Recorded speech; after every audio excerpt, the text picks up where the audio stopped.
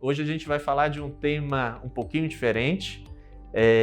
A gente relaciona muito o cirurgião vascular com as varizes, mas a gente não tem só varizes nas pernas, a gente tem as artérias nas pernas que levam sangue até os pés. E as artérias são fonte de uma doença que é grave, que é a obstrução dessas artérias. Para você ter uma ideia, é uma doença extremamente prevalente. 20% da população acima de 70 anos tem a doença arterial obstrutiva periférica, tem essa obstrução nessas artérias de perna e, graças a Deus, a grande maioria desses pacientes são assintomáticos. Só que o fato deles serem assintomáticos não significa que ele não requer tratamento.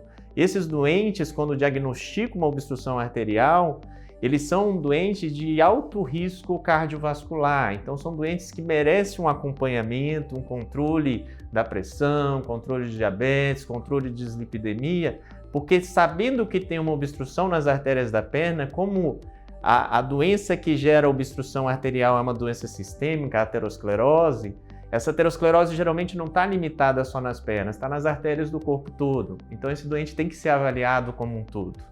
E ele não vai só complicar as pernas, como o Guilherme disse. Na verdade, esses pacientes vão morrer, tem grande chance, né? Mais de 50% dos pacientes em 5 anos vão ter complicações graves por problemas no coração e por problemas na cabeça, no derrame. A doença aterosclerótica, ela é uma doença sistêmica, ou seja, essa placa vai se desenvolver nas artérias da perna, no coração, na cabeça. E isso que a gente precisa estar atento, né, Ricardo? Porque isso é silencioso na grande maioria das vezes. Eu acho que é importante a gente focar muito, e aqui na clínica a gente sempre trabalha com isso, com a prevenção. Evitar que as coisas fiquem ruins para depois a gente procurar o tratamento. A gente sempre pensa nisso. Hoje já existem alguns trabalhos científicos mostrando tratamentos medicamentosos que aumentaram a sobrevida desses pacientes, porque a aterosclerose ela não é uma doença que está só na perna, ela está na carótida, que leva sangue para o cérebro, ela está no coração, e esses pacientes, como o Wallace falou, eles têm uma taxa de mortalidade maior.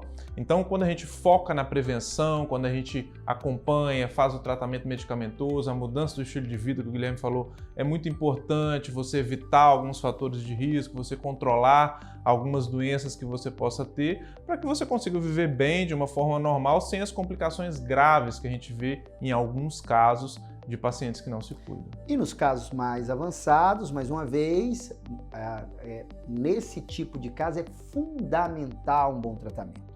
Nos pacientes que já têm necrose, que é a morte do tecido, né? Ele nos dedos, infecções graves, esse paciente precisa restabelecer a circulação o mais precocemente possível. Hoje em dia, grande parte, né, mais de 70% desses pacientes, nós vamos conseguir resolver com um furo na virilha, com uma angioplastia, né, sem cortar a perna. Hoje a gente consegue resolver isso aqui na nossa região de uma maneira bem consistente, bem prevalente, né, Guilherme? Conseguimos tratar isso com boas indicações, né? E minimamente invasivo, não é isso? Uma coisa que chama a atenção, você chamou a atenção para a gangrena, mas a necrose no caso, úlceras também podem ser de origem arterial. Úlceras de perna pode ser de origem arterial. Então, uma úlcera de difícil cicatrização pode ter origem arterial.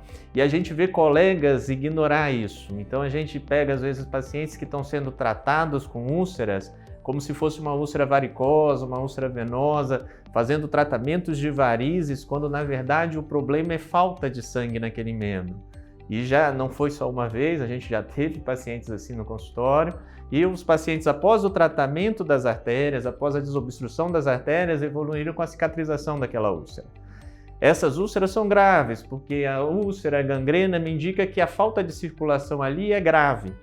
E a evolução natural, se não tratada, é para amputação, é perda do membro. O que é importante é saber, temos fatores de risco, você é um paciente diabético, hipertenso, tem o hábito de fumar, tem uma história familiar, né, que é muito prevalente. A história familiar Ah, eu já tive alguém com infarto na família, alguém com derrame na família, com diagnóstico de doença aterosclerótica. É fundamental que você procure um cirurgião vascular, faça uma boa avaliação. A gente consegue hoje fazer um diagnóstico precoce e trabalhar com isso que o Guilherme disse. Que não é generalizar tratamentos também, né? Ah, eu tenho uma ferida, isso nunca vai cicatrizar. Quantas vezes a gente recebe aqui na clínica pacientes com ferida de longa data, que às vezes são intitulados como úlceras venosas e têm problemas arteriais, e a gente trata e isso resolve. Então, assim, acho que essa avaliação minuciosa do especialista, a não generalização de todos os tipos de tratamento, a gente consegue ter um resultado melhor. E é óbvio que, como a gente sempre foca, a experiência em tratar esse tipo de problema também conta muito. Então, a gente consegue melhorar a qualidade de vida dessas pessoas que acabam tendo uma vida sofrida quando tem esse tipo de problema e oferecer um resultado bom com melhora, assim, de tudo na vida dela, qualidade de vida e todas além essas da outras qualidade coisas. de vida, melhorar uma coisa importante, a sobrevida. O que é isso? Viver mais, diminuir a incidência, a mortalidade, a taxa de mortalidade. Hoje, com bons tratamentos, não somos nós que estamos dizendo isso, né? Sim, A gente isso aí é consegue literatura estabilizar médica. e diminuir essa taxa de mortalidade nesse paciente. Você ganha permanecendo, né, mantendo as suas pernas, você ganha evitando complicações graves, infarto, derrame, e você ganha também evitando uma alta taxa de mortalidade, que é a nossa complicação maior, mais fatal.